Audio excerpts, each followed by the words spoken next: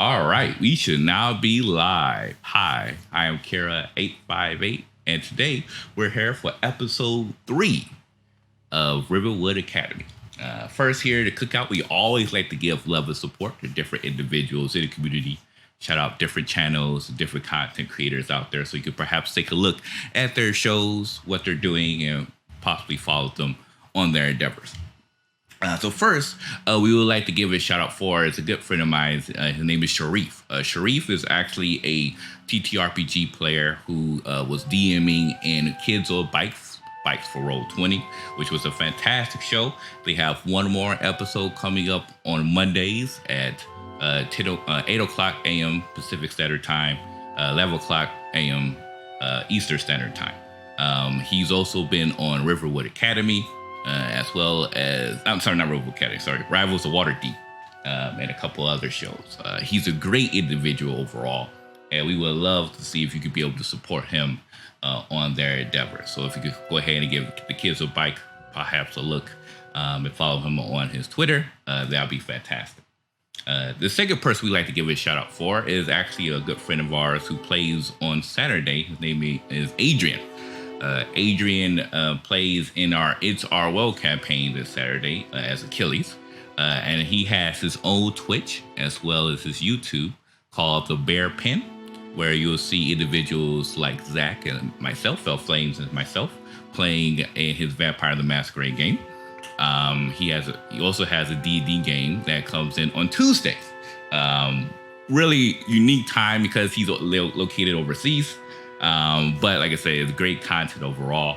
So if you can, definitely give the Bear Pen a follow on his Twitch as well as his YouTube. Help him reach affiliates as well as get that nice 100 subscriber count on YouTube so you can get that custom URL. So definitely give the Bear Pen a follow when you can. Last but not least, we would like to give a shout out for a good friend of mine. Her name is Rosebell Arts. Rosebell Arts is one of the first individuals I met on Twitch. I want to say about almost 2 years ago. Back at that time frame, I met her. She was playing a Plague Tale Innocence. I had no idea she was actually an artist until the following stream. She showed her anime content. It was great. During that time frame, she was just starting off as an affiliate, and now she has bloomed into a full-blown partner, having over 10,000 followers and having a subscriber-thon that was just absolutely incredible. She's a great individual overall, very sweet, and like I said, her community is great. So if you can, definitely go ahead and give the Rosebell Arts support and follow on their endeavors. So with that said, now we're going to go to our players. Unfortunately, we're down 2 individuals today. They unfortunately were unable to join us, but of course we could still be able to move forward with our Rivenwood Academy. And we'll start first with our lovely DM, Erin. Erin, if you'd like to talk a little bit about yourself, plug your social medias and any projects you're working on. Hi, I'm Wanderer Checks on Twitter and Discord. Point one not here in the chat. I have a very, very busy life right now, but nothing to announce. I'm just really excited to get to play today. Fantastic. And we'll go ahead and work our way down to the bottom. Start with Ree. Ree, if you'd like to talk a little bit about yourself, plug your socials and any projects you're working on. Hello, everyone. I am at Big Dude Ree on Twitter, where you can find me, and sometimes I post funny things. Currently, I am also Nubian on this Saturday's game, so hopefully you'll come and join us there, where we get to do perfectly reasonable and perfectly nice and kind-hearted things. And today I'm going to be playing Ardris, who is going to be a darling student and great friend to all his people. Fantastic. And last but certainly not least, we have Fell Flames. Fell Flames, like to talk a little bit about yourself, plug your socials and any projects you're working on. Well, mostly I'm just currently trying to wrangle my ego from usually sitting in the DM chair for It's Our World, because when you were like, our lovely DM, I was like, oh, you better get ready to speak. And then I was like, wait, you're just tired. It's the wrong day. And now it's now. So yeah, I'm Zach or Fell Flames. Looking forward to it, y'all. Fantastic. As for myself, I am Kara858. I belong to this Twitch stream where we do, of course, this TTRPG content here. We also have our In-Star World campaign that comes in this Saturday, as Fel Flames mentioned, as the DM there. And we also do art content on the stream. Unfortunately, wouldn't be able to do too much this week, but definitely starting next week, we'll be starting again for our art streams. With that said, there is definitely a couple of things I would like to announce. First, I am a DICE affiliate with Die Hard Dice. And so for that, if you're interested in getting some fantastic dice, you could go to Die Hard Dice and enter the code DRAWMAY for the, it's called the Squeenix, I think it's like the special Squeenix Requiem art dice set. I would definitely put it in chat for you to be able to take a look. It gives you a nice 10% off, which makes the dice a bit more affordable, as well as you could put that discount on top of other sales that's also currently going on in the month. So you could be able to use a Draw May to be able to get yourself 10% off there. Secondly, today we're having a Die Hard Dice giveaway. So for those that are currently in the chat, you have to be a follower. And you would have to be able to maintain to the end of the stream. We're going to go ahead and start our giveaway, which you should see in the chat appearing momentarily. And what that will mean is that as long as you hit the exclamation mark giveaway in chat, you will be able to get access to a ticket. And then one random winner will be selected to be given a fantastic set of mythical amethyst dice set, which is these gorgeous purple and gold dice. What's why I actually purchased it. I was like, I want these for myself, so I decided to order me an extra copy because I had no idea how good they look. And of course, one lucky winner will be able to receive this for free. Only thing you have to do is, again, you have to be a follower to the channel. Put exclamation mark giveaway in the chat. And then at the end of the session, we will pull our winner and we will discuss for shipping. I'll just talk with you regarding your, have to get your name, your address, so forth and so on. And then we'll go ahead and ship these dice down your direction. So definitely looking forward to that. If in case you don't win this session, don't worry. We're going to have plenty of other times where we'll be doing these giveaways, different types of dice. So in case you own this dice, it was like perhaps looking for a different set. Who knows? Maybe the next giveaway we have, either a couple weeks or a month from now, will be the dice set that you're looking for. So that's all of the announcements that we have for today. As we're going to go ahead and bring in our introduction for episode 3 of Rivenwood Academy.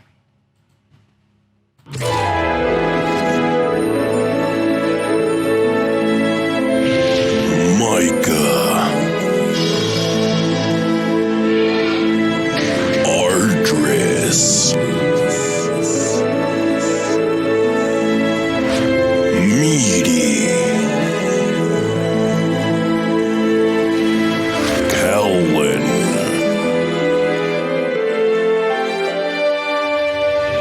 Otis. Behold the spellbinding abilities of Rivenwood Academy.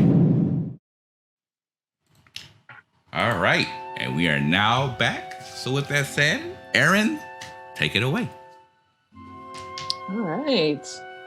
So last we left off, our young students had successfully finished the dungeon with Professor Martum, and had met with the other students to take the History of Magic class. And we thought it was Chancellor Rosani, but it turned out it was Professor Alfred Bloom demonstrating some of the School of Illusion. And he gave them a bit of homework, said this week, show him some surprising way to use an illusion spell. And they had just left and headed towards lunch when we stopped, and we're going to pick up a little bit after lunch. So you have a nice sandwich, you picnic out on the thing, and you see that walking down the center lane is Chancellor Rosani, who stops and talks to Micah for a little bit, just checks in with his day, makes sure that he's okay. So Chancellor Rosani will walk up to Micah and say, Micah, how's your day? Oh, hi. Good. Wonderful. No. No hurt? You were not hurt. Mm-hmm. Fantastic. And your friends are treating you nicely? Mm-hmm. And then as she says this, she looks at you guys and her features harden for a moment because like she has none of this warmness towards you and then looks back at Micah. That's good. Well, I hope that you are all successful at your classes. I think that you have your enchantment class after this. Oh, Mr. Blitz, I believe that Bim wanted to see you in the laboratory whenever you have time. He like blinks twice, like now? No, when I said whenever you had time, I meant whenever you have time. Like, if that is now, I suppose. You should be heading towards enchantment fairly soon. Maybe after that. Your call. And then she gets up and she doesn't even wait for you to answer. She just walks off. She's got lots of things to do. And so she just goes. And so what do you want to do?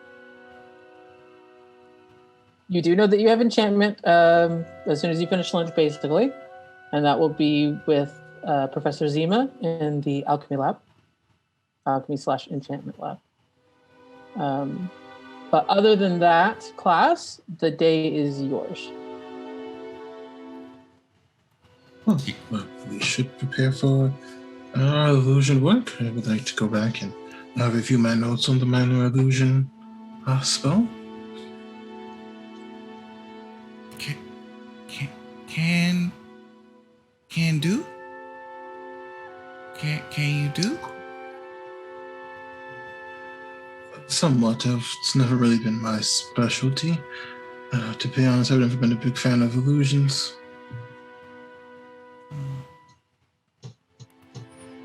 I can't.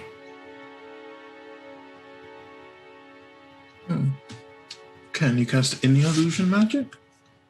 He shakes his head. Want me to just go invisible and we can tell them we're good? Mm-hmm. Maybe I can like go invisible and then put gum in someone's hair so it's like creative or whatever. Well, I don't think that would be quite what they intended for. An interesting use of the ability. But invisibility is a good trick, actually. They mad? Gum? Yes, that would make people very upset. About this time, you're starting to see people head towards the enchantment class. They're filing into the classroom. Let's go to enchantment first, and after that, we can discuss what we should do for our illusion. Micah nods and starts walking his way over.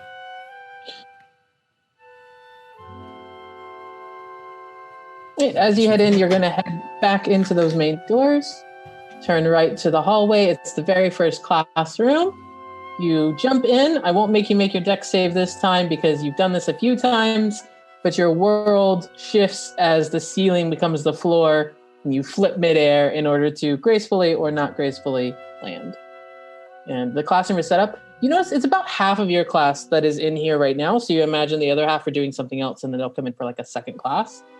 And you can see that Professor Zima is hanging out at that back smaller desk because you know Chancellor Rosani has the large one at the front of the room. And he's not teaching yet. Students are starting to filter in and sit down. Let's take a seat in the front. Then I just want to check to see if there's a seat available in the front. Mm-hmm. Sorry, I didn't catch that. I was going to check and see if there's a seat in the front. Yeah, sure. Absolutely. You are the teacher's pet of this class, of this cohort of students. Like, they already know. You're going to be sitting in the front. They already know. Seats for us and everything. And then he'll begin pulling out his notebooks and his pens and his stamp and all that. Do you all have experience with enchantment? Would I? Kind of. Let's just say I hope they don't ask me to demonstrate it this time. Micah turns his head to the side at that statement. Huh? It's not a... Well, like, most of them aren't polite, but it's a particularly impolite enchantment. Oh. Well, I suppose everything has its use. But yes, let's hope that there's a different person asked to demonstrate. Yeah, so I hope we don't need to be lashing anyone in the brain. That would be unpleasant, I would imagine. Really? At least for the person getting their head attacked, definitely. You have a very interesting set of spells. Thanks, I think. Are you self-taught by chance? Well, of course. Very impressive. Not very many who take up the path of a scholar or a learned one on their own. Very impressive. Thanks, I think.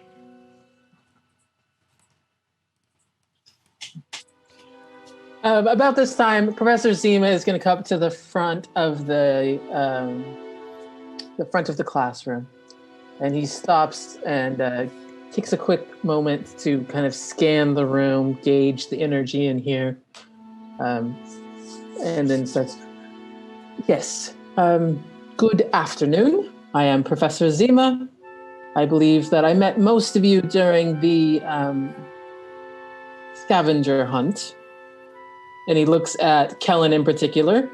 At least one of you got the cup. Well done. For the rest of you, I will be teaching your magical enchantment class. You will be learning through this class how to understand the arcane blueprints of enchanting an item and creating your own enchantments on various items that you possess. Now, enchanting an item is both costly in time and in money. So part of this will be learning not just what you can do, but the limits of what you could try at this stage. Frankly, most of you, especially you, Micah, are a bit young to attempt some of this, but we will start the easiest we can, and we will move forward.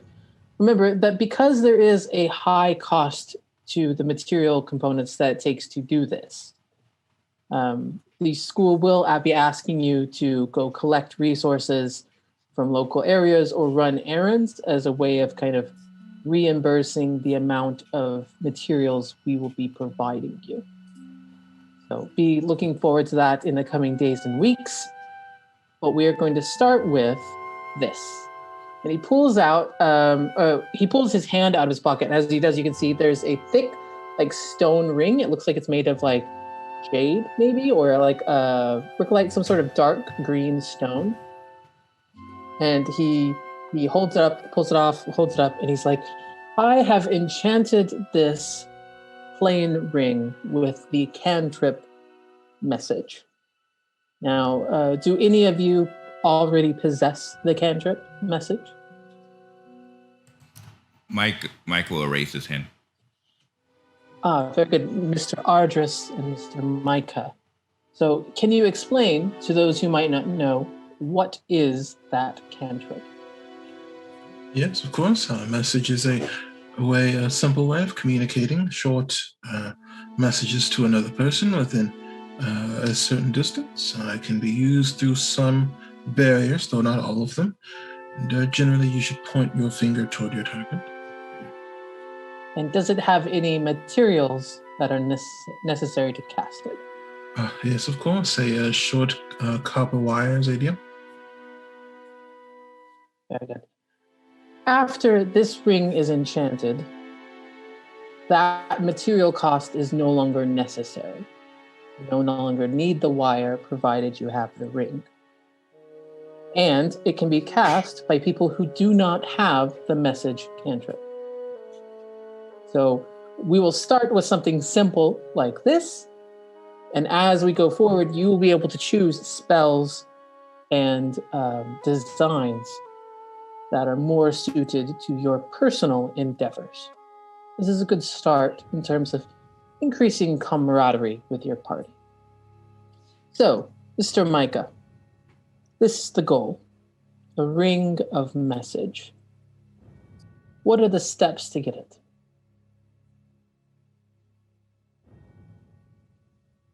Do you remember how to be precise?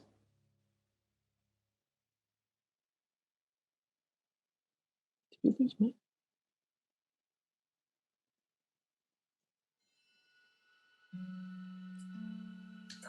Did we lose Micah? Did we lose him? Come back. Micah's terrified. My bad. Oopsies. No. Micah went mute. Well, Micah always struggles to speak. He was like, "What? He's calling me in class now?" Micah nods. He says, "Precise. Be precise." So step one of being precise is to know what you want. In this case, you want to produce a ring of message. Step two, know what you have. Please check in your desks, and you will see that you have been furnished with a plain silver or plain gold band ring. Or it looks gold, at least. You don't know if it's made of gold, but it looks gold. And it is a suitable size to fit your finger. They're not exact. You might have to swap with some people around you to get the one that's a good fit for you. But, I mean, there are a range of sizes that works. And now, what do you need to be able to do it? The first thing you will need to do is to study the design to get your blueprint, your arcane blueprint. So I will give each of you an opportunity to study what I have already created in order to see if you can understand the basic nature of how it works. And then you will be spending your time. It will take approximately 3 days, a week, a day a week, really, to do this. And then at the end of it, mechanically speaking, you're going to be rolling 2 different checks. So there's one check to get the blueprint and one check to find out if the enchantment works. At the end of it, we will see if you succeed. But if you do not succeed your first attempt, that is fine. I don't want to suggest that everyone should come in with perfection. Precision is not the same thing as success, but every attempt rewards you with knowledge. So let's start with you, Mr. Blitz. So he passes you this ring of message. If you do not already have something that is created, you have to develop your own blueprint. But in this case, because he has already created it and can show it to you, you can spend time to study it. And so he's going to give you the time right now to study it, and you are going to make an Arcana check. Even though Kellen cannot cast the message spell? Correct. Okay.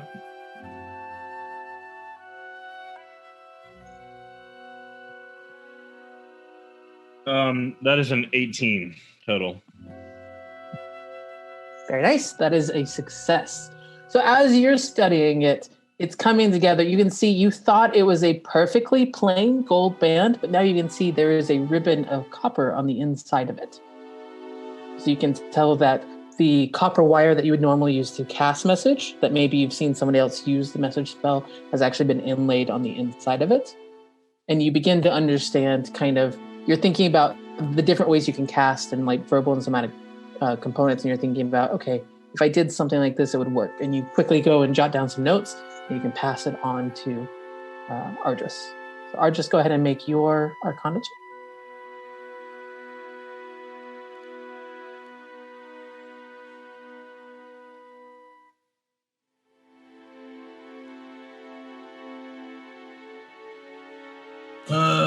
Arcana 23.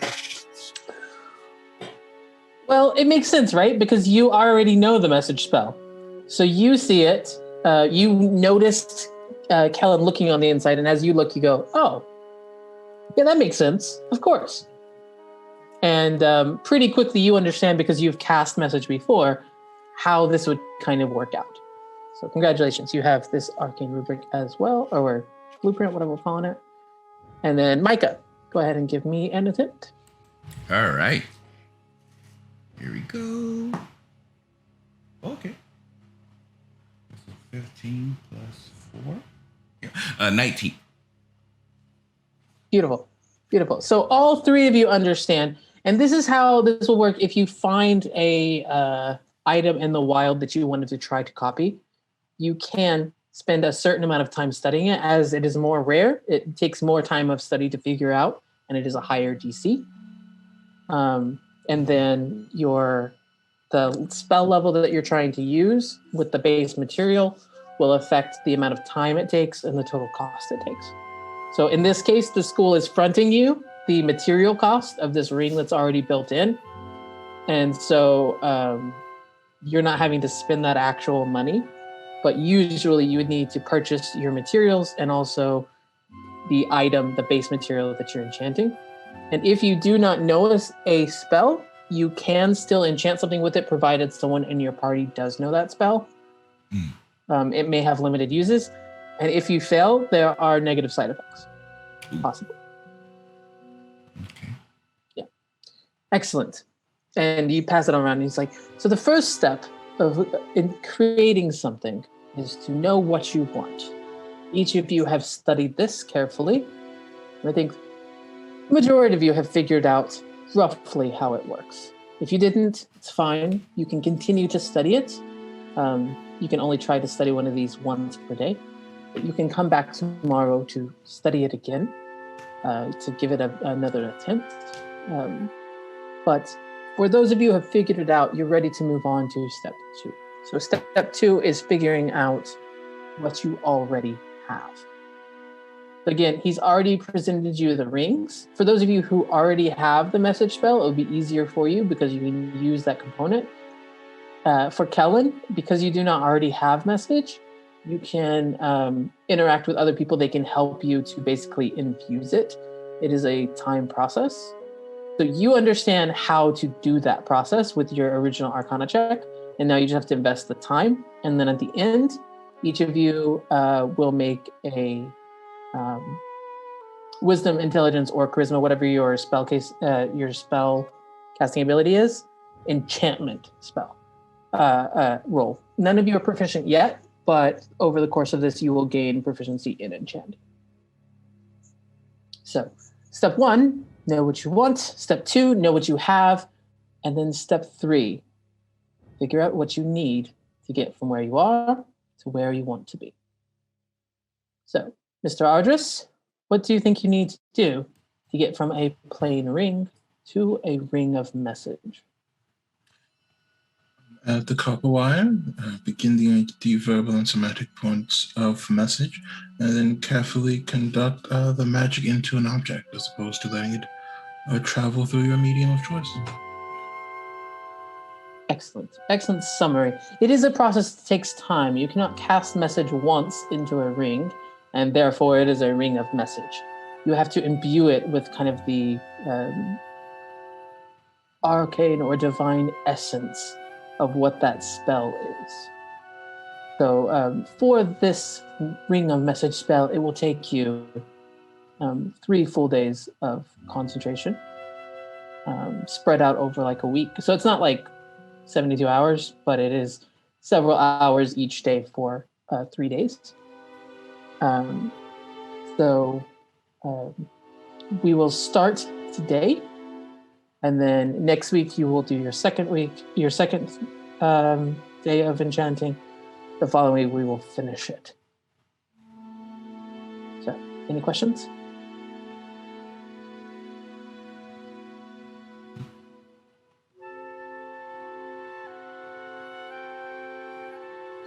You can also spend downtime to help you enchant something a little bit easier, and there are also ways to enchant as a group if you wanted to work together to combine your prowess. So as you are going out and about in the world, I want to give you every option that if you're like, hey, it'd be really cool if, I had a flying carpet or whatever. Like, I want to give you the ability to create magical items, knowing that there is a pretty significant cost in terms of time and money, but literally anything you can think of, I want to help you succeed at. So you would say that Kellen believes that, like, in theory, were he to want to try to enchant something like, I don't know, a cloak with maybe a spell like invisibility, that's theoretically something that could be done. Yes, it is. It Intriguing. absolutely is. Yeah. I will send you the I will say that using for yes. Okay. I just wanted to let Ardris and Micah know that this particular moment where he started working on this ring is probably like the visibly happiest that they've ever seen Kellen. Like, Michael would turn towards him and kind of like tilt his head to the side and say, "Smile." yes, Micah, it's fascinating, don't you think? I mean, like, I picked up this cantrip recently that causes you to sheath a weapon in fire. It's called Green Flame Blade. And I was just thinking of all of the possibilities wherein, like, you might be able to enchant a sword to do that on its own. It's quite amazing. Sounds like the path of the enchanter is for you.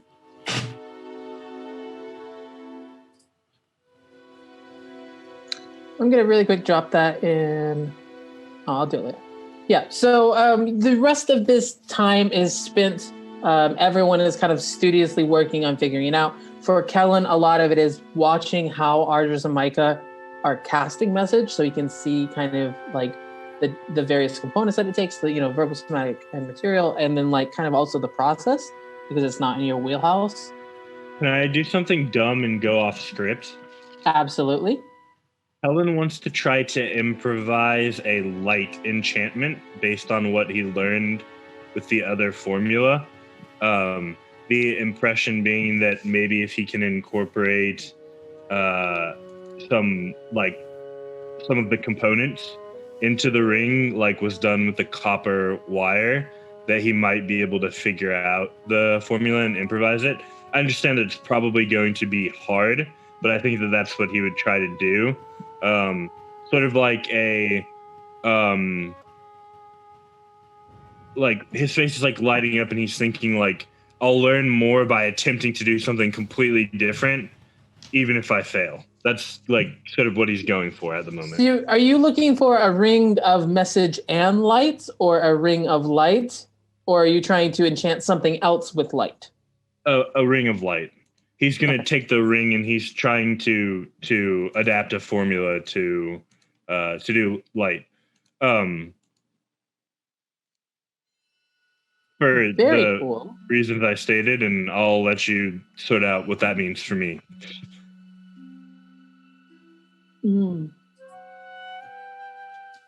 Very cool. Very cool.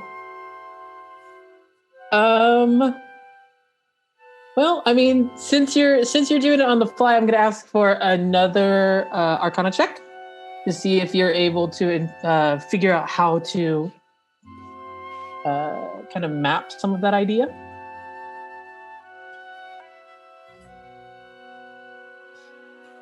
Natural 20.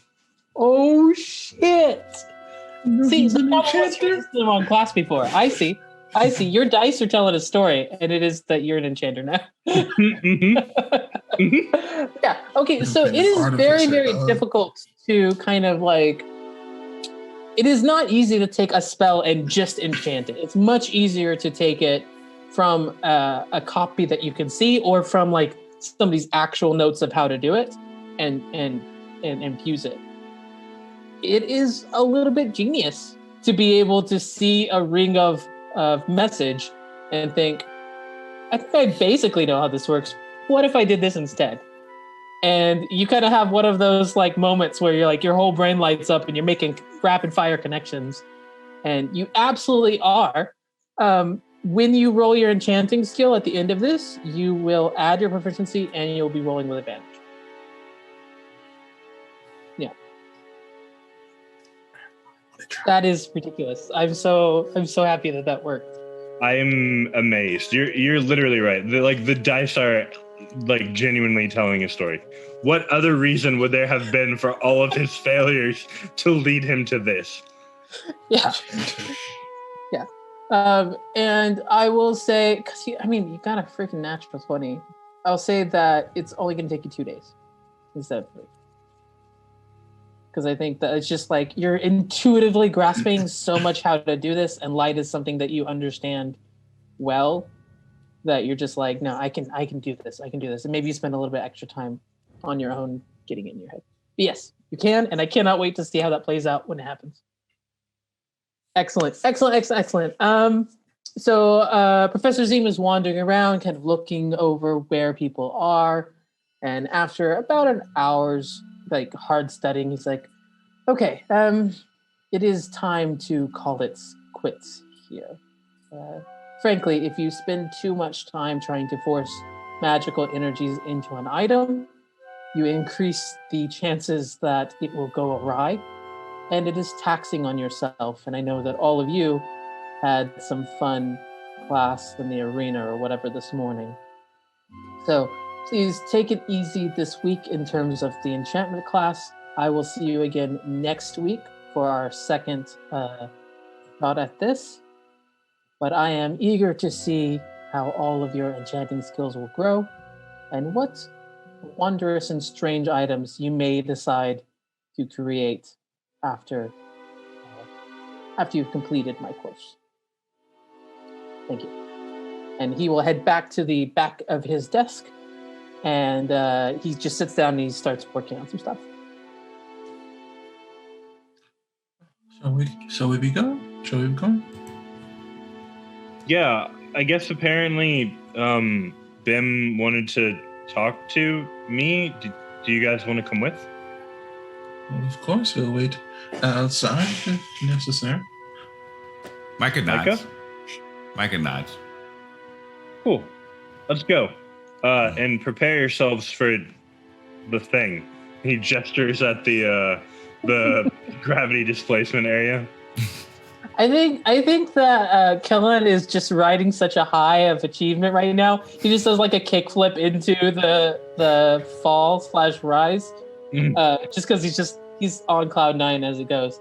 Yeah, you fall up to what is now the floor, and you head out into the hallway, and it's just one class over is the laboratory where Ben normally is. Would we have noticed that a spike in confidence, especially since he was struggling to go through that before, or would that just seem a bit more normal?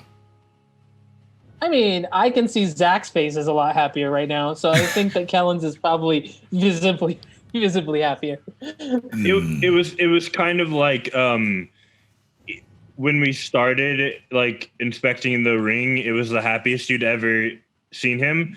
But then, like, he kept breaking the own record throughout that hour of class, where you're like, wait, no, that's the biggest. Wait, no, that's the biggest smile.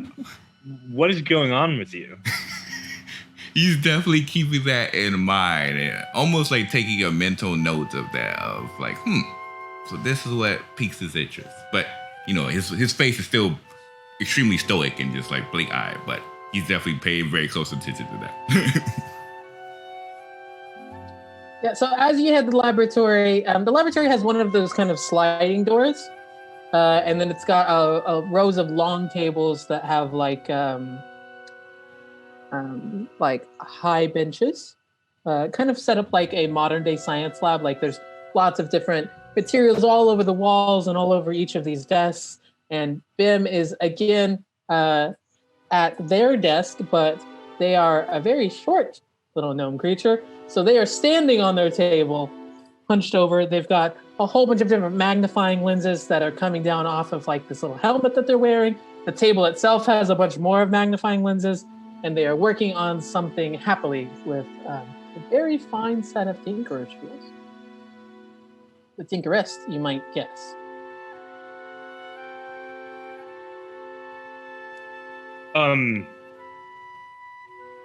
Pelham's going to do that thing that students sometimes do when the teacher's like grading papers or something, and like walk over to the desk like a few feet away from it and just stand there and wait to see if he becomes acknowledged at some point. I'm going to tell you right now, at no point will you be acknowledged because Bim is super focused. They are just generally very hyper-focused kind of person. So as long as you're willing to wait, you will still be waiting. He probably waits for about like 5 minutes before he like looks over at Ardris and Micah and just kind of shrugs. Micah looks over at Kellen, and he looks at Ardris, and then similarly, he'll take out that copper wire, which everyone now will know what they're familiar with, and essentially cast a message. It says, "Hello."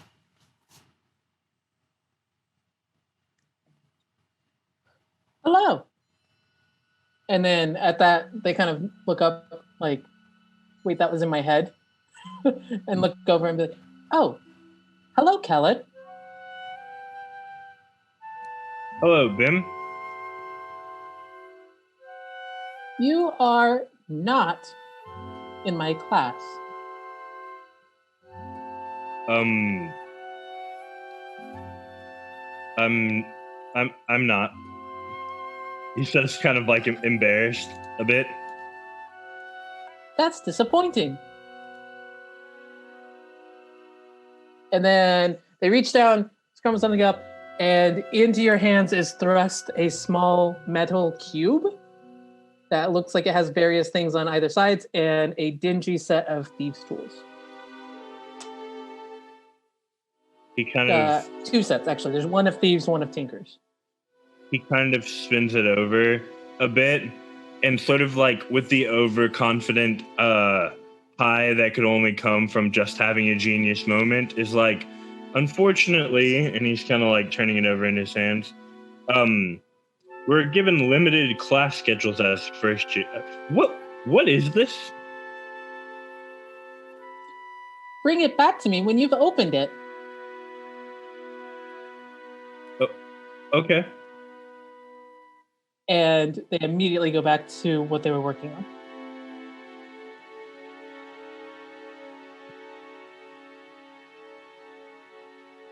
He'll kind of go over to Micah, just sort of knowing that he's spent some amount of time around the school longer than the others, and just be like, holding it like cupped in his hands.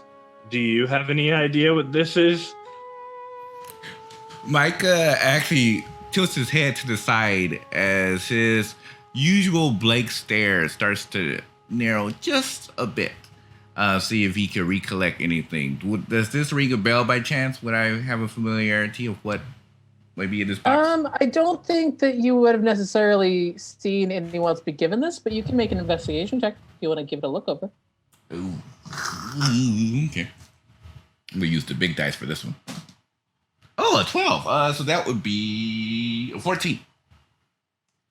It looks like a box. It looks like a solid metal cube, except for in some cases there are keyholes or latches, or like each face of it seems to have some different type of either lock or hinge. In some way, this thing is supposed to open. test.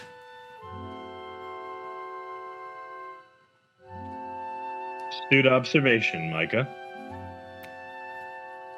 He kind of nods and then looks at it. Says, "Hard." It looks that way. And you know, I've heard of a spell that can sort of like help you deal with locks, but I've got a feeling it's not going to work on this. You're welcome to try. He's just like tries to use knock on the puzzle box, and it's just like an explosive knock like erupts through the whole school without it actually working. Like it just like amplifies the knocking sound everywhere. One latch that was never locked, that was always open, just kind of creaks open. You're like, I could have done that. or it like it leans in deeper into the puzzle, and then one of the locks like falls out of place, covering the latch up, now creating like an even more compressed and difficult to work with thing. Yeah. Yep. So he's gonna carry it like pretty gingerly in his hands until he can get it like back to his room on a desk where it's safer. I mean, it feels pretty sturdy. It feels fairly heavy for the size it is. I would say it's like 2.5 inches cubed. And it feels like it is sturdy. He got it from Bim. So like if he had been handed like a solid plate of titanium, he would still be holding that solid plate of titanium gingerly. Yeah. Just that makes sort sense. of given the previous encounter. Yeah. I mean, I would like to call you wrong, but you're not.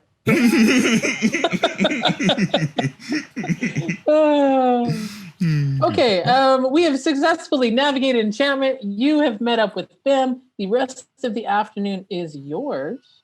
Do you have any plans? You got, I would say it's probably nearing around like 3:30-ish in the afternoon. So you've got, 2.5, 3 hours more of sunlight. Well, so any ideas for enchantment work? Group together. Once. That feels like an option. The other option, I've always sort of been told not to fall too much into debt. So we could ask around and try to see if there's any errands that we could do in order to work off some of the materials that we're already utilizing.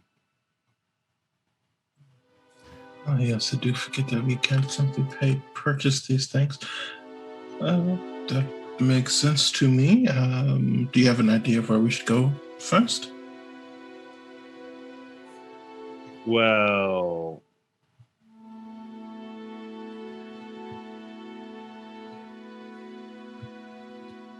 sort of. Please share.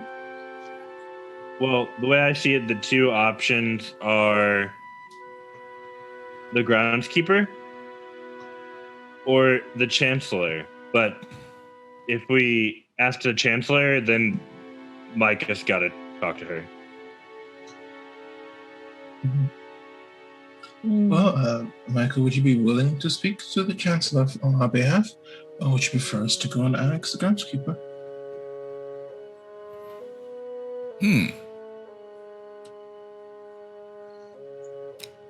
Talk? I talk, Mom, Mother. I suppose in that case, it is decided. Just to verify, is she currently having a class at the moment, or would I know if she's free? You do not know where she is right now.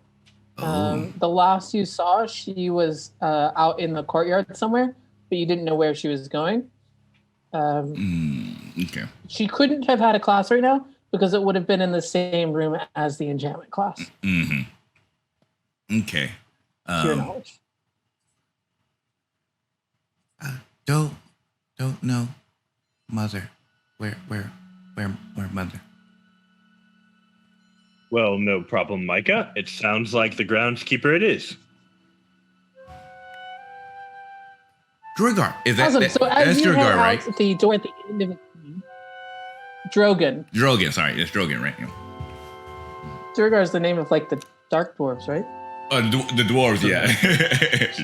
That's true. Guys.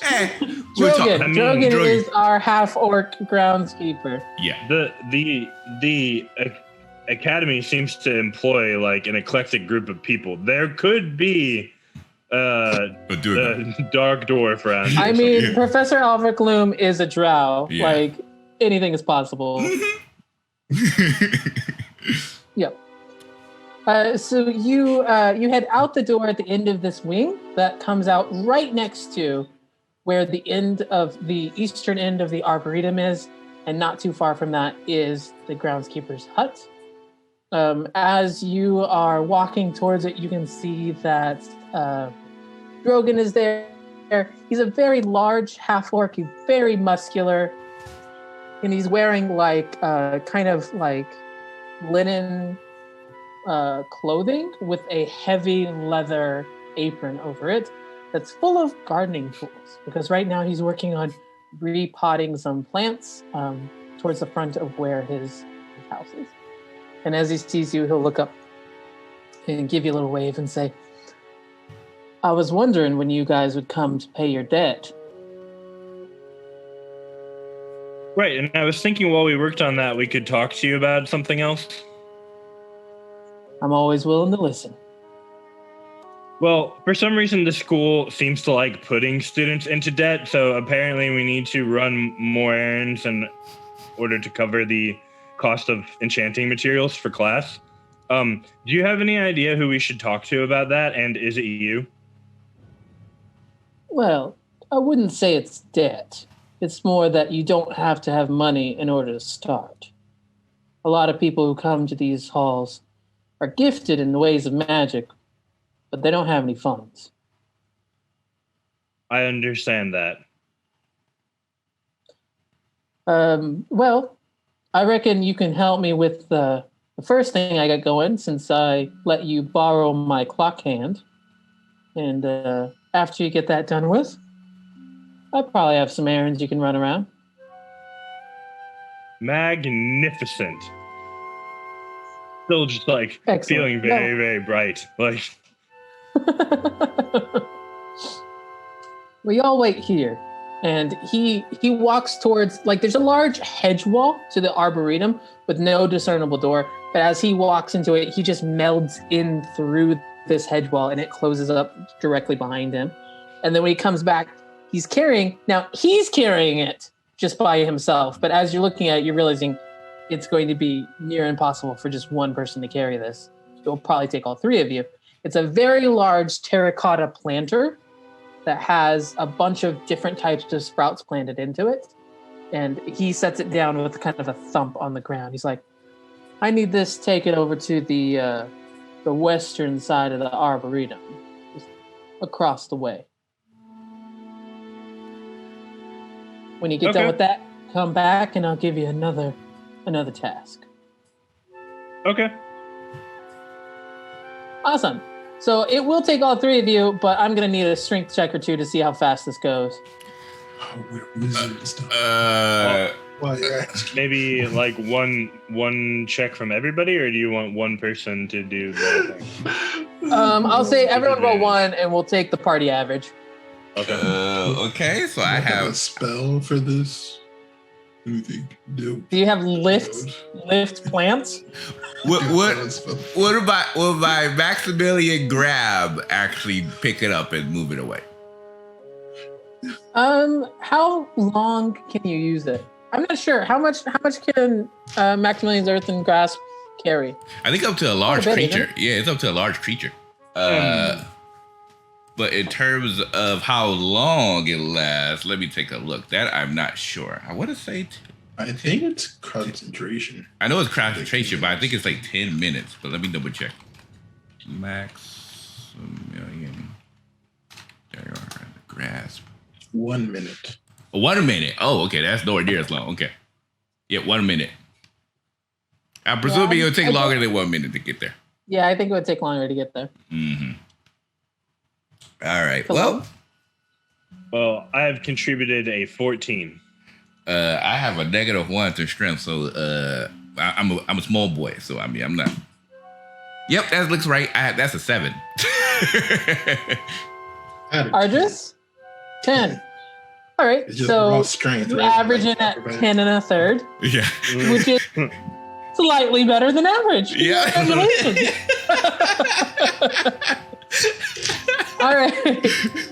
So I mean, it takes all three of you, and it is slow going. And it's not really that it is too heavy, but it's too cumbersome. Because all three of you are trying to share this weight, like it's taking a lot of like trying to organize yourselves and not run into anyone else as you go. So it is a real struggle. I imagine the scene involves a lot of like, Micah, grab it on that side. No, Micah, run around to the other side and grab it. No, your left. Yeah. Wait, switch with me. I'll get the side. Like, It's like moving an apartment. Super fast. Yeah. Where's the barbarian when you need them? So as you're trying to carry this around, like I said, it is slow going, but you're for a bunch of like wizards and a sorcerer child, you're doing a pretty good job of it. You get almost like halfway to where that front door is to the classroom building, because you're going to have to kind of skirt past the north side of the courtyard. When Chancellor Rosani walks up very briskly. He's like, what are you doing? It doesn't matter. Set it down. Come with me.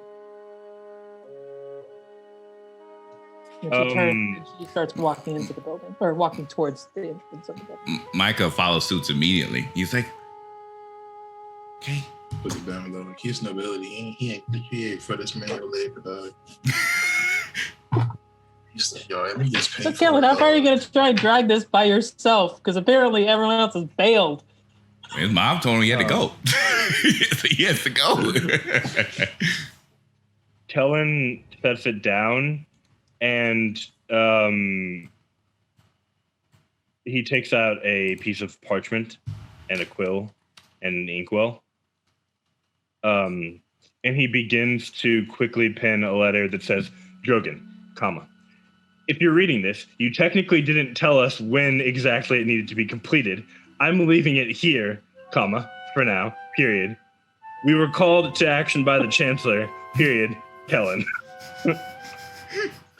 Oh, I love it. I love it so much. And he just kind of like folds it, stuffs that into the planter, shakes the ink out to dry, and is like, all right, run to catch up. Oh my gosh. Yes. All right. So in front of you, Chancellor Rosani is walking very briskly. Like, Micah, you're practically having to run with your little like feet up. And so she goes in, she goes past the alchemy classroom, past the laboratory classroom, and into that third classroom that you have not yet entered. And she walks in, and as she walks in, you can see it looks like a really standard classroom. Like, you don't see any specialization for it. Like, it doesn't look like a laboratory or something like this. But there are desks around, a teacher's desk at the front with like a large blackboard kind of situation. And towards the middle of the room, there is this short little stone pillar. And on top of it is the remains of a bunch of glass. And she looks at you and she says, now, it is extremely important that you are honest with me. Would you take it? Oh, see, did we take it? Because I might have missed it if we took it. You did not take it. No. You've never been in this room before. Micah shakes his head. I have no idea. Seriously, like, don't get me wrong, you will be in trouble, but if I find out that you've lied to me on top of it, you will not only be expelled, I will personally make it my mission to ruin your lives, not you, Micah. I will deal with you in another way. Did you take it? The issue is, I feel like being that we didn't, if we lied to you and said yes to get a lesser punishment for a thing we didn't do, and then you found out about that, that also seems bad? Don't lie. Make a persuasion check. I feel like I was a bit more persuasive there than Kellen could be. But we'll see how the boy does. It was very logical. I feel like Kellen would have phrased it that way. And as expected, that is a cold, hard 4. There, Kellen's back. I stand corrected. 3. Ooh, he has a -1 to charisma. She leans in really close into your bubble of personal space, to where her face is directly in front of yours, and she goes, "You do not know what you are messing with. Return it, and we'll figure something out." Well, Chancellor, the threats aside, I can assure you that neither I nor any of my companions here have any idea to what you are referring to or to what is missing. Never lie. Never lie. Why lie? Micah, you're creating new friends. If they've done something, you might want to protect them. No, you're You important. take it. Mm-mm. You're most important. And that means something because he said it a full sentence in that way. Yeah. Go ahead and roll another persuasion check, and I will say because Argis was helping you, you can roll with it then. Okay. Because the DC is slightly higher with Kellen's whiff. Ooh, and thank you for the advantage because that first one was a natural 1. I'm much better. That is a 19. 19 plus 6 is a 25. Gosh, 25 is definitely going to do it. Yeah. So she looks at you, and when you say you're the most important, I mean, you can see her kind of melt a little bit. Okay. All right. And she'll kind of run her hands through her hair. Okay. If you didn't take it, then okay. You didn't see anyone when you came through the halls. You didn't see anyone in this classroom. Did And we? You had enchantment. Did you? Sorry, what exactly are we talking about? Something's missing. I feel like me and Argus are I think like we're being accused of taking something from a room that we haven't been to in an area on the grounds that we have as of yet not traveled to. So I think this is the classroom directly next to where you just were, because you were just in the laboratory with Bim. This is the classroom next door to it. So that's why she has come after you, because she just saw you leaving that area as you went to talk to Grogan. Okay. So there's like never been in this three classrooms. We had been into 2 of them. We've seen this one, but hadn't entered it until now. Right. Got it.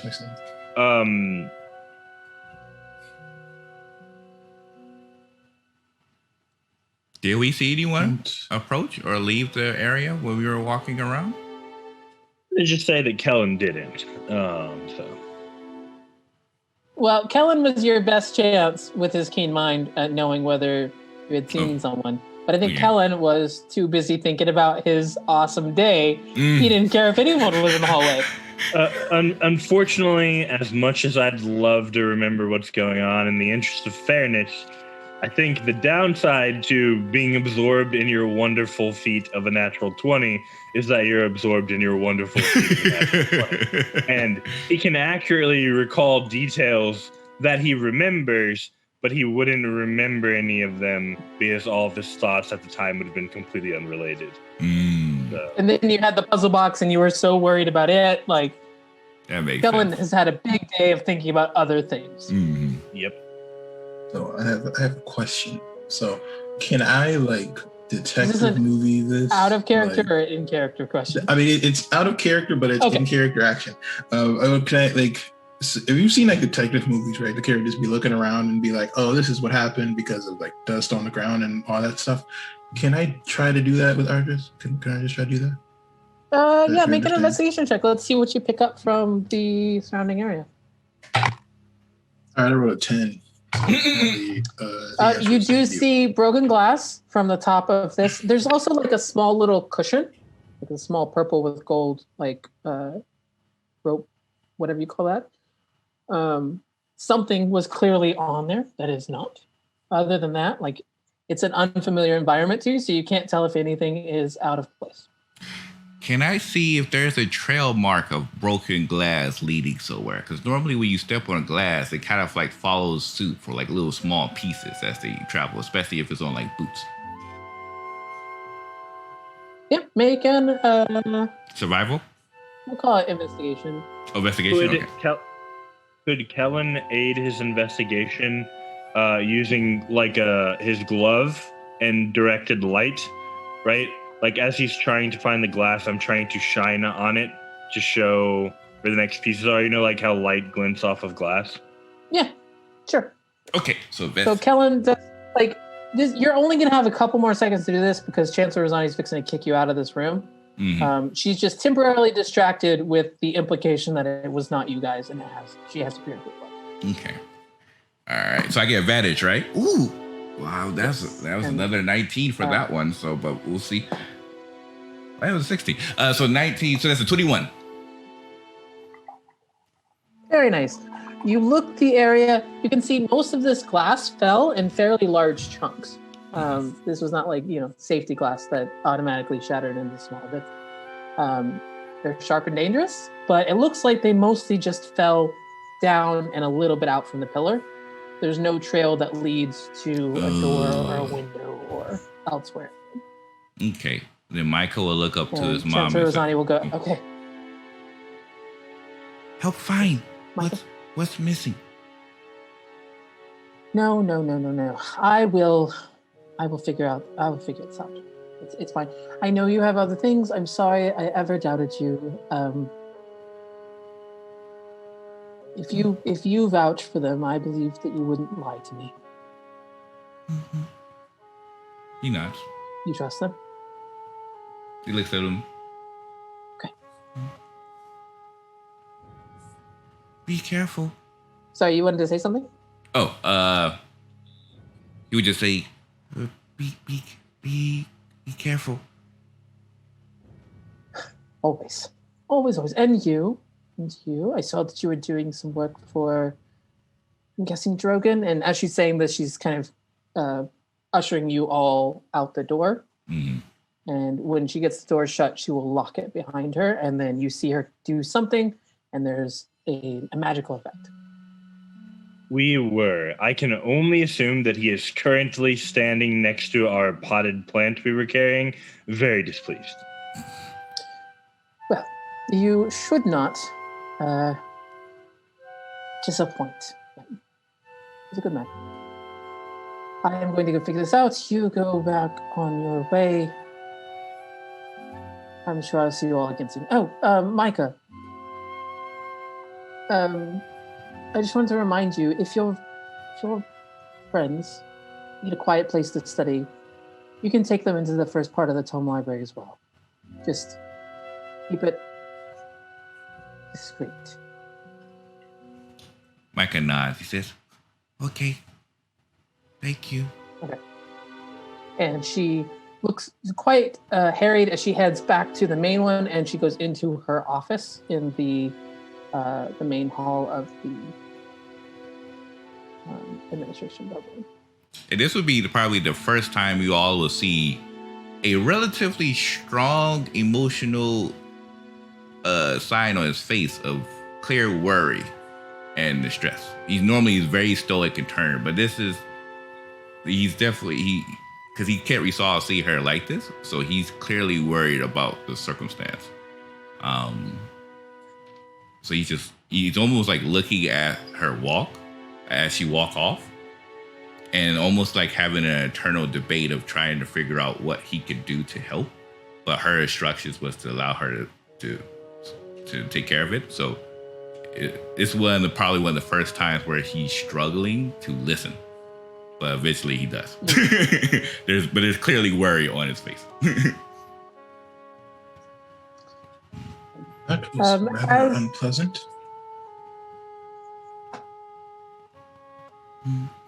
Mm-hmm. Happened.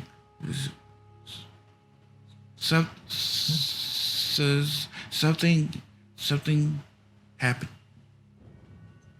Yes, it looks like it. That was almost an insult on my family's honor. Father would have been very displeased. Well, we should finish our original task, I suppose. Micah nods.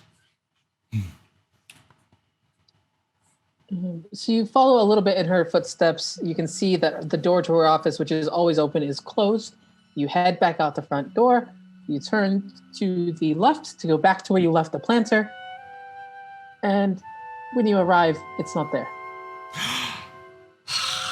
And we're going to take a very quick little break right here. I had a feeling. All right. Well, I hope you all are enjoying episode 3 of Rivenwood Academy. Once again, all right, and we are now back. My apologies. I realized you probably could have heard me during the break, but it's perfectly fine. Also, if you like what you're seeing here, you like to talk with some of the characters, with the cast, perhaps do some artwork, keep up with the VODs, you can join us at our Discord, which I'll put in the chat below. And there we have like watch parties where we watch shows like My Hero Academia, Winter Soldier, so forth and so on. But yeah, and also, like I said, as mentioned, we still have our giveaway going on. So all you have to do is become a follower, hit !raffle in chat. And like I said, during the end of the stream, we will pull a winner. And that winner, I will be mailing the Mythical Dice Amethyst to your address. So we just need to have your name, your address, and then I will get that out to you tomorrow. And with that said, Aaron, take it away. All right, so as you were on your way transporting this planter for Drogon as thanks for the clock hand you managed to steal during the, temporarily borrow during the scavenger hunt, you were accosted by Chancellor Rosani, who took you in to question you about a theft of an unknown item in a classroom you had not yet been in, that you had been near around the time that it was taken. You were able to successfully convince her that you didn't take it. And so she left to go try and figure out what was going on. You returned to the planter, and it was unfortunately not there. So the theft of an unknown item interrupted us and resulted in the theft of a known item. This is accurate. So if you would like to start with maybe a couple of investigation checks, so we can see what you can spot in the area surrounding where you had left the planter. 21. 21 as well. Nice. Helen is very invested in this plant. That was a natural 2, so that was a 4 total. Yeah, Micah, you are preoccupied with your thoughts about Rosani and like what is going on. That makes sense. The other of you two, you're looking around and you can tell that whoever took this had probably a more difficult time than you carrying it around, and there's a bit of a trail of dirt heading where they're going. And where were they going? It actually continues the same direction you were going, towards the western side of the Arboretum. Okay. Can we kind of follow the trail for a bit? Yeah. So as you do, you go to where you would have stopped at that hedge wall on the western side of the Arboretum, but the dirt trail does not stop there. It continues around into, as you remember, there's a very narrow passage that runs the backside of the Arboretum in between the hedge wall and the outer stone wall of the academy. And that dirt trail keeps going down that. You go for 100 feet, 150 feet, and it stops. So you're right now in between a hedge wall and a stone wall with a trail of dirt that doesn't go any further.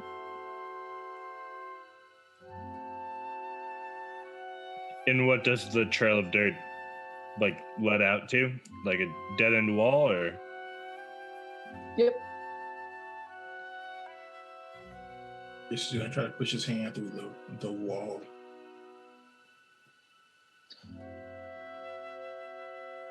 Okay, make a dex save. Y'all don't wire me this.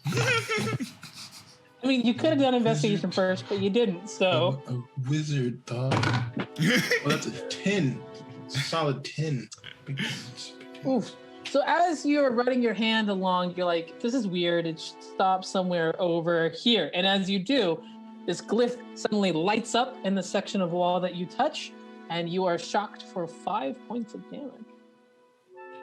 It's like this electrical field sort of that culminates in your palm where it was pressed against the wall.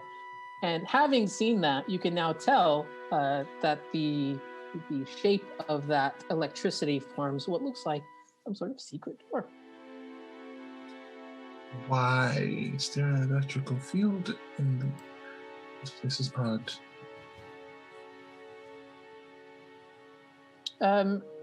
You're sitting there considering it, thinking it, and as you do, from around the other way, you see Bethany walking that same path heading out. And again, I want to remind you, you haven't seen any sophomores. This is the first sophomore you've seen all day. And she comes up and she's like, oh my God, hey guys, how's it going? What are you doing back here? We found a secret door because someone stole our plant. Really? Like, it's kind of an odd thing to say.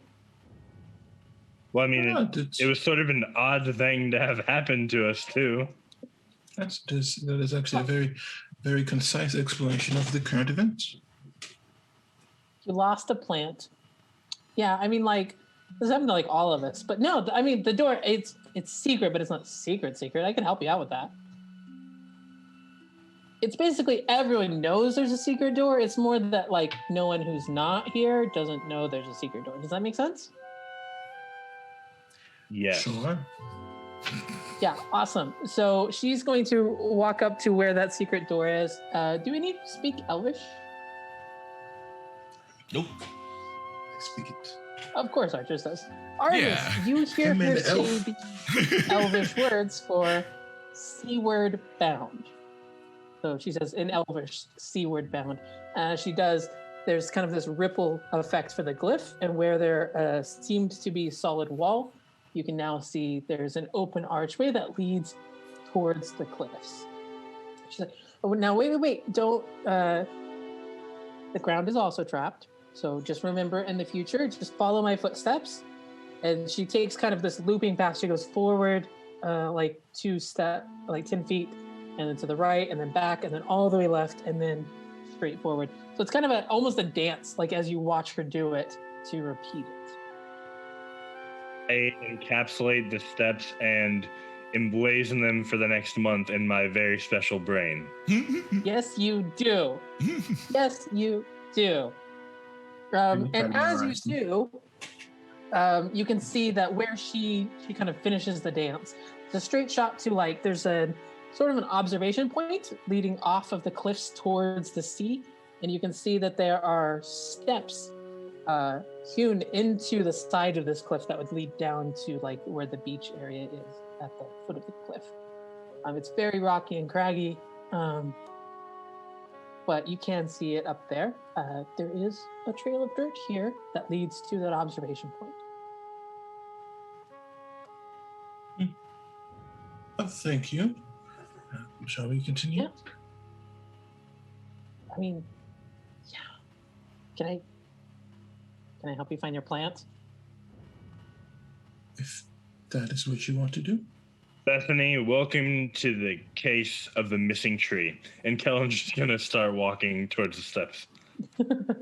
Okay. As you walk to the steps, you can see the trail of dirt doesn't go to the steps. It goes to the observation section, which is really just kind of like this low mound of, like, stone that has been built up so you can kind of lean over and look around. But from the steps, you can see that directly underneath that, there is a broken mess of terracotta pottery, soil, and possibly seeds at the base of this cliff. That's unfortunate. Where exactly are we? So the backside of the academy is against the edge of this cliff. So there's just a little bit of like actual ground that skirts the backside. So you've come out on the northwest side of the academy against those cliffs. And then there's apparently a set of stairs that will lead you down. But Ellen, you're leading the investigation. Make an investigation check, please.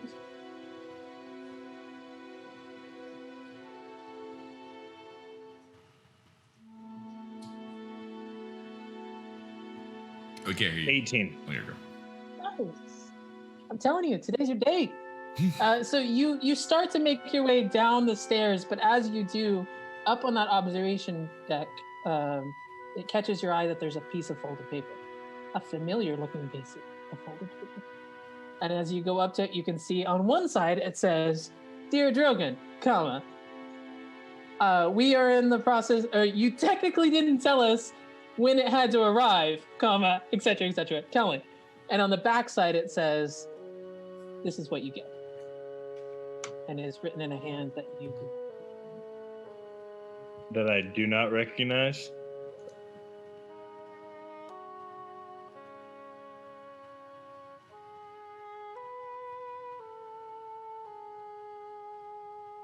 Well, if in the rest of our adventures today we happen to see a blue dragonborn, just let me know. I will let you know. For now,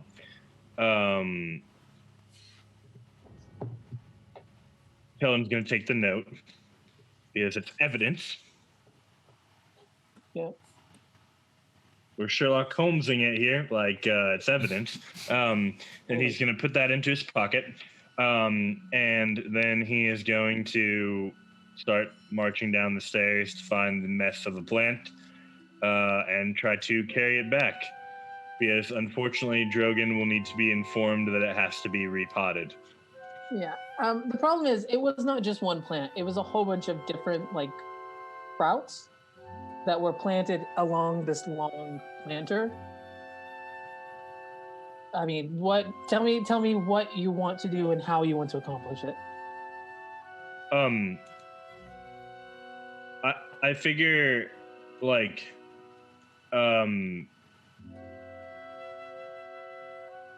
that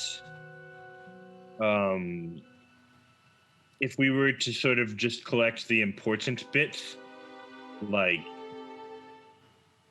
the sprouts and such should probably fit in his satchel if he were to remove all of his other stuff. I don't know that they can remain that way long term, but like in terms of just getting the sprouts and transporting them directly back to Drogon to be repotted. Does anyone see any vines around us? Kellen Yes. looks at Ardris very unenthusiastically and gestures down to the plant. Well, that plant. Vines are slightly different. And he will go over and see if we can find a good length of vine. I could, perhaps I could use one of my spells to create a nice plant garden, so to speak, for the flowers. Do you think Dragon would appreciate that? I think he's probably gonna want them to still be where he told us to put them. Can we do it that way? Of course, I could do it anyway.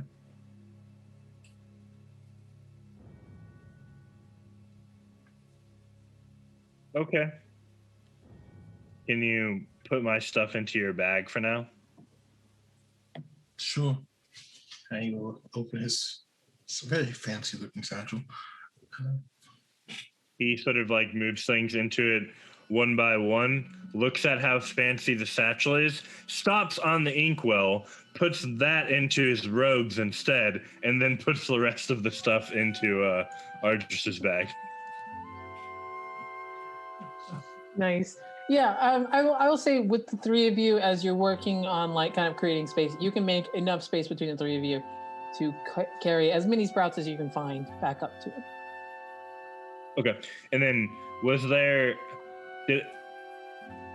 not like a main plant? They were all just sprouts. It was just the planter itself that was difficult to carry. Okay, Right. cool. All right. Well, Callum's going to try to get as many of them as he can and bring it back to Drogon. Use mage hand Cool. to help carry some. I mean, it would help Ardris not get his hands dirty, I guess. that would be the You ain't helpful gonna way. say that's the reason, dog. It looks good. Yeah. So yeah, I would say, like I said, with all of you working together, you're able to collect as many as is reasonably possible to find and gather them up and head back up to Drogon's. You do the dance in reverse, whisper the secret words, and you are back in the site of Arboretum. You know that you can go all the way around in that little path behind the Arboretum and get back to Drogon's that way, or you can go back in front of the building. Which way would you like to go? Which way is the most direct path? Oh, basically straight It's line. probably slightly shorter to go the backside. I'm okay with that. So it doesn't take you too long. Like I said, the biggest problem was not how heavy it was per se, but it was how cumbersome it was. And it's significantly lighter now that you have only the sprouts. As you show up, he's looking at he's working on what he's replanting, and when he looks up, he's like, "Y'all look pretty dirty. I wasn't really expecting you to do anything with the planter, except for transport it." Well, we were not expecting to be accused of a crime by the Chancellor in the middle of transporting it and then needing to investigate its whereabouts because we were set up from where we left it. Now, I know that sounds very conspiratorial, but hear me out. I have a note. And then he kind of like pulls out the note, hands it over to Drogon, and then realizes how flimsy that evidence is, but it's fine. We're just gonna go with it. So he opens it up. He is not a fast reader, so he opens it up to the correct side first because that's the way it's folded. So he's like, "Dear Drogon, technically, you didn't say how fast. Maybe you could summarize for me." Oh, I tried to explain to you when you found the planter sitting in the middle of the grounds that the Chancellor was accusing us of a crime, and then we had to leave the planter because she demanded so, and then we had to investigate through some stuff to find where the planter actually went, and then he flips it over. This person tells me I deserved what I got when they interrupted our task.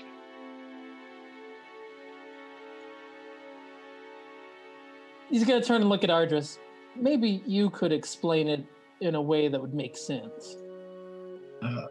Yes, during our attempt to move this over, the Chancellor had stopped us to inquire about an item that went missing.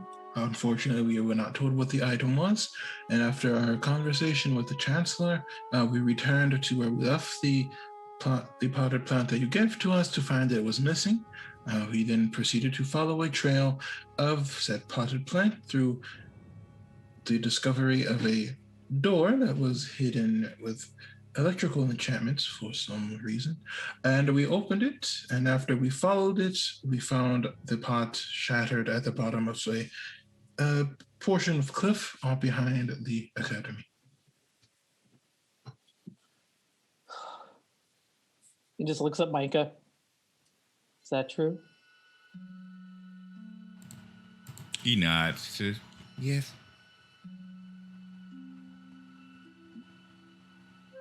Wow. It's a shame. Some good plans. Helen will take his satchel off and show the collection of plants that are like sort of somewhat smushed into the satchel. I'm not the biggest herbologist, but I think if we repot them like soon, they might be fine.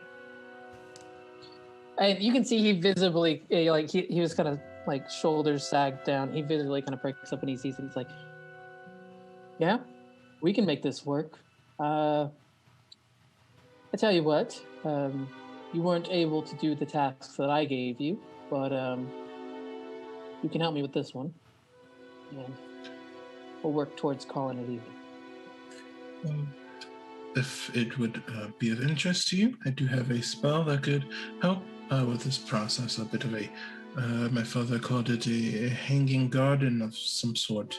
He said it came from some ancient elven kingdom. But although I'm not quite as good as he is, I could create something for the plants. Well, I appreciate the offer, Ardris. The thing is, these are supposed to go into the arboretum.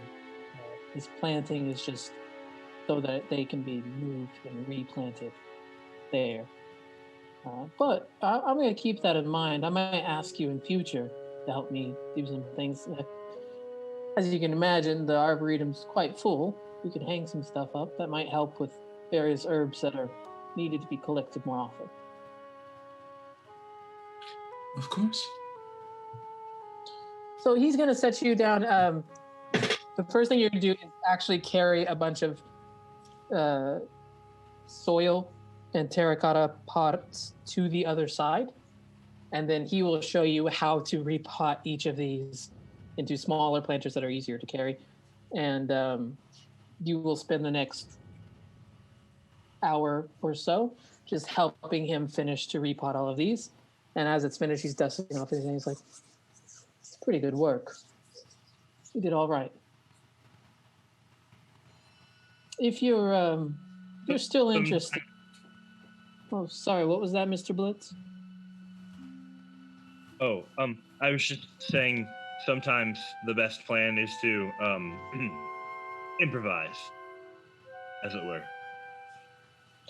You know, you'll find in nature, almost everything is improvising all the time. Life's got a way of living, even in less than ideal conditions. But if you want to head back tomorrow, asking me for some more errands for the school, I'm sure I'll have something you can help with. We'll return tomorrow. Y'all have a nice night. Micah And, waves. as you're leaving, you're seeing he's picking up several of these, and he'll kind of shift through this hedge wall, and he'll come out and grab a few more and shift through. Are either of you capable of casting prestidigitation? Fortunately, I am not. He shakes the dirty satchel. Micah shakes his head. No. Perhaps Miri? Maybe she's Perfect. back on waiting for us. Perhaps. Yeah, and as you make your way... Sorry, I didn't mean to cut you off if you were going to Go say ahead. something, Kara. Good.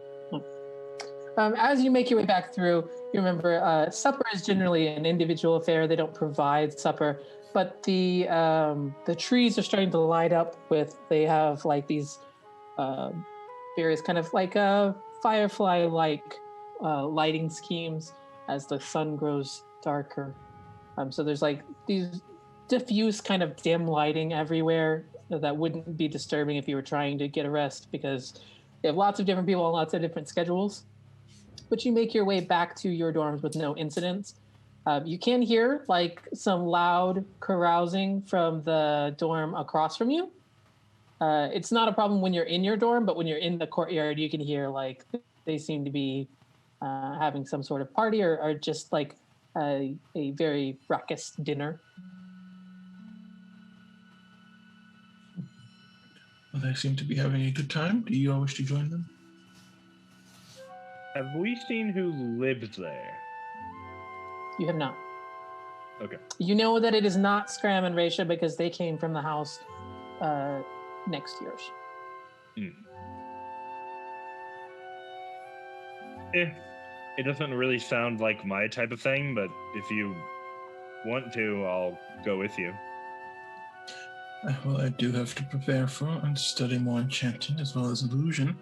But if it is good to meet people, well, although I don't know if, Micah, do you have a particular time where you must be back? Oh. Micah shakes his head. No. Well, let's put our bags away first, and then how we can decide.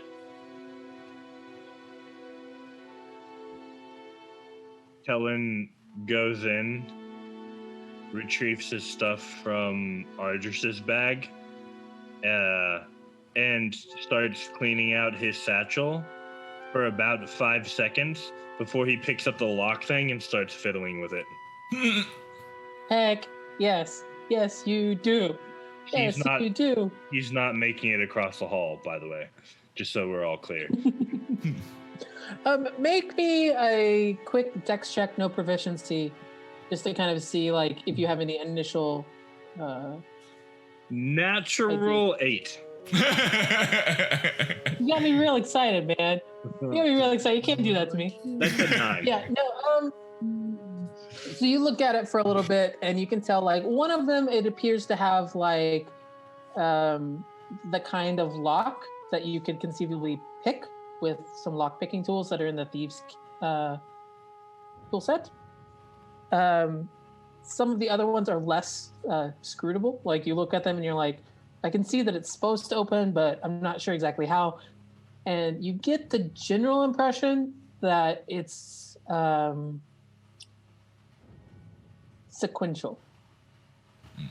Like you will have to do something in steps in order for each side to then be openable.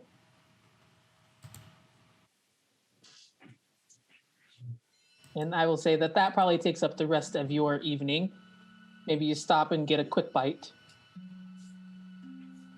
As we're wrapping up, Ardris, what do you do with the rest of your evening? He spends it studying enchanting with the intention of making some sort of item with shield that's connected to it. Very cool. Very cool. So you're doing more like research about general enchantment. Go ahead and roll an Arcana check to see if you gain any extra knowledge. 18. 18, very nice. So, you kind of realize now what Kellen realized in class, which is that if you have something you're copying off of, it's a lot easier. Or if you have something similar, you can adapt it. So right now, you don't have like the knowledge of how to put field into an object, but it seems attainable to you with a little bit more practice and studying time. And you think that if you could get someone who had done something similar, you could probably figure out how to do it yourself. Sounds good. So the rest of your day is spent doing a little bit of research. Micah, what do you do with the remainder of your evening? Does Rosani come back, or is she still out and about? Right now, you have not seen her. Okay. When you go back to your house, Mhm. Are you going back to your house? Yes. Okay. When you go back, there is like a dinner waiting for you, like a covered plate. And when you open it, there's just a note. There's no actual food there. And the note says, I don't know when I'll get back. So just take care of yourself. I'm still around. I'm just busy. And then it kind of just trails off. Yeah, he was afraid of that. He takes a look at the note, kind of folds it gently back into the plate, puts the dinner cover back on top, and then he's going to go back upstairs to his room and essentially practice on. He's the only one that pretty much is trying to do the pretty much do the message with the ring. So he's going to be working towards getting that in place because that's one of his big assignments. Very nice. So you spend your time working on the ring, getting it down pat. You had, what? Can you remind me? I know that you passed. I think you had an 18 when you rolled your first Arcana check. Crap! It's okay if you don't remember. I know that you passed. Go ahead and make one now to see the kind of progress you're making. Okay. All right. 15 plus 4. This one, yeah, 19. Nice. Yeah, it's really starting to come together. You can see that it's now not a problem of understanding how, but it's just consistently putting in the message spell. And it's also because you're using your own cantrip to kind of empower it, it's like making sure that you're doing it consistently when you cast it. So making sure that you're like, for you, it's probably the easiest of everyone because your emotions are a little bit more heavily subdued. Regulated. Yeah. So for you, it's probably easier, but I mean, it does require you're putting like the same kind of magical force behind it each time, and your emotions are the same. Like it requires consistency, and you kind of get into that flow for a little bit, and you're able to make decent progress on it. Okay. You can tell that it's just a matter of time now. It's not a matter of how. Okay. Yeah. Well, fortunately, we all know he doesn't need to sleep, so he can just focus on it. So as you are falling asleep,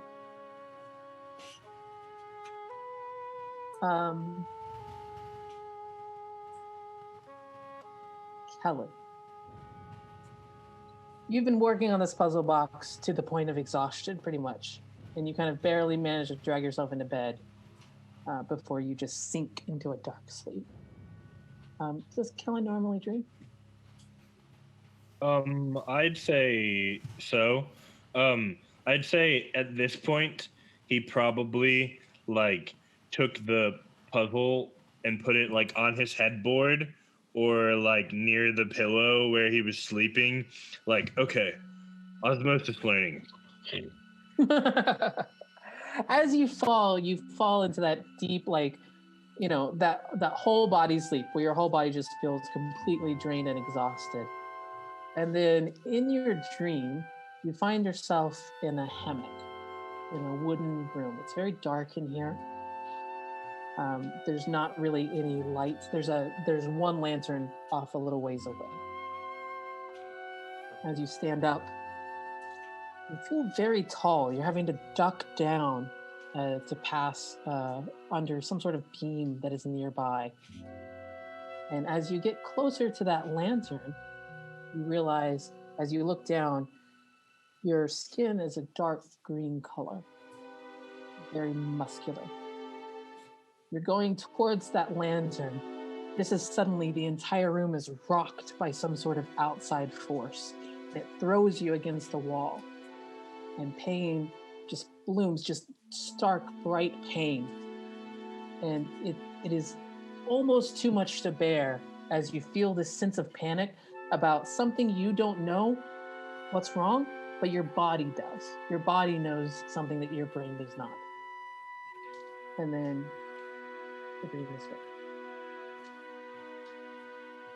Ardris, you go into trance, right? You trance? Yeah.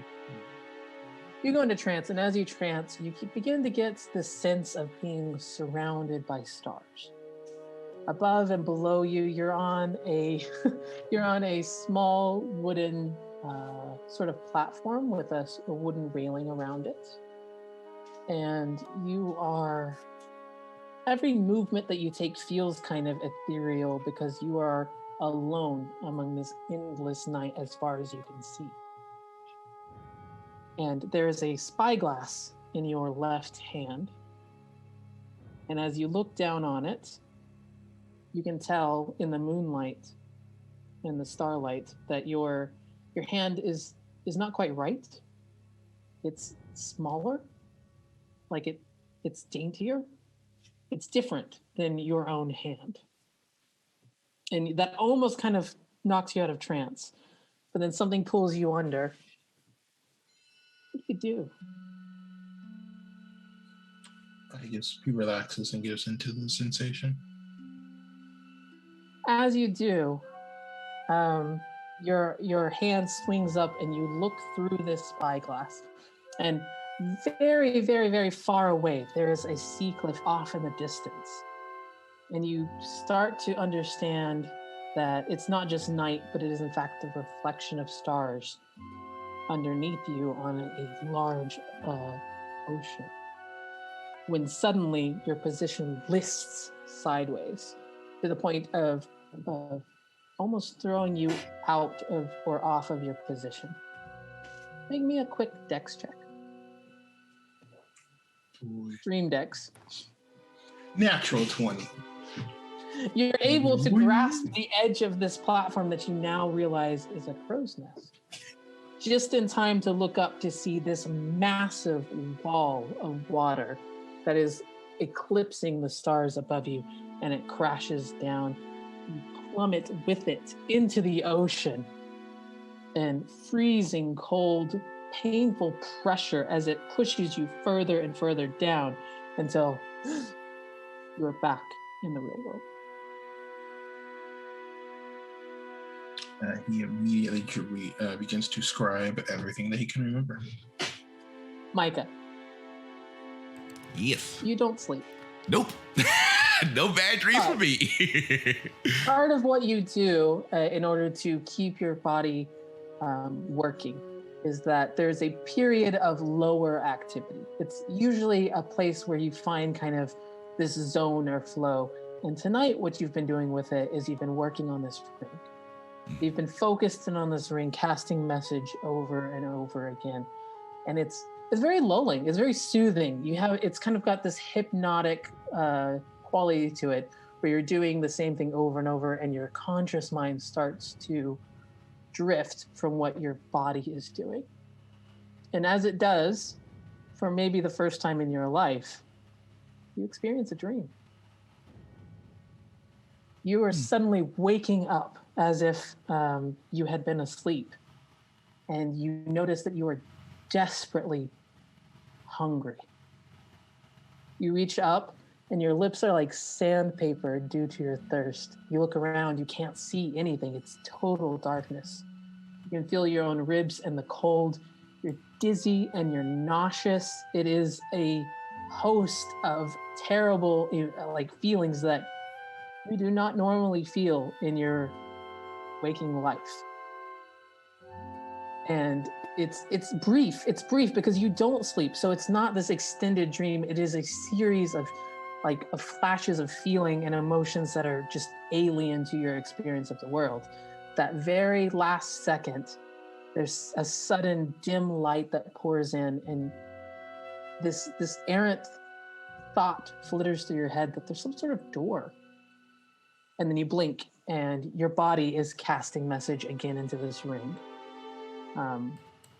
Not a dream, but like an odd sensation of someone else's life, maybe, or of the collection of your stress. I don't know exactly what manifests the dream for you, or the not dream.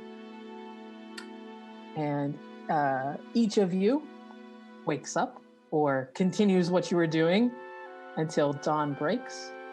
And this is where we're going to drop off as we finally start day 2 at Rivenwood Academy. Wow. Okay. All right. I did not expect that. I was like, well, yeah, that's true. I mean, I can technically get memories. Was that memory? I don't know. Who knows? All right. So once again, I hope you all enjoyed the experience of our episode 3 of Rivenwood Academy. We're currently having our giveaway at the moment. I saw there was somebody new in chat, so if you want to hit exclamation raffle, you'll be allowed to join our giveaway. I'll give it a couple minutes in the meantime. We'll talk about a few other things before we go. We do have, again, a Discord where you could be able to join us. I'll put that here in chat. Hit exclamation mark Discord. And from there, it will allow you to be able to join us for doing fan art, artwork. We have placed our VODs, which is normally placed on YouTube, which is our bit higher quality product. You also could be able to talk with the cast. We have a spoiler as well as a non-spoiler section, whereas we could be able to talk about different content there in that section. We also, of course, have our It's Our World campaign that's happening this Saturday, which you'll see everybody here in the stream during It's Our World as well. Yes. And so that is pretty much what we have wrapped up right now. So we're going to go ahead and close the giveaway and see who will be the winner. So give me just 1 second. So we're going to go ahead and hit close entries. All right, and pick winner. Okay, so Archer530_, you are the winner of the Mythical Dice Amethyst giveaway. Perfect, you are in chat. So let me just go ahead. What we'll do is you can join the Discord, and then from there I can either send you DM there. I think that would probably be a bit easier than try to set up DMs via Twitch. So just go ahead and join our Discord, and I will reach out to you via Discord, get your name, get your address, and then I will go ahead and ship your dice tomorrow. So thank you all so much for coming by for this stream. This is absolutely fantastic. And we're going to be, like I said, if you didn't win this time, don't worry. We will be having another giveaway either within the next 2 weeks or definitely next month. Because of course I love to support Die Hard Dice, and I would love to be able to give out dice to all of the individuals to see how fantastic of a company they are. Once again, if you want to have 10% off of the Spring Equinox RPG set, like I said, you can hit Draw May in the discount section, and that will give you 10% off that purchase, which stacks on top of other sales that's currently going on at the moment. So with that said, we will thank you all so much for coming by to the stream. We definitely appreciate it, and we look forward to see you all this Saturday for It's Our World. Take care for now.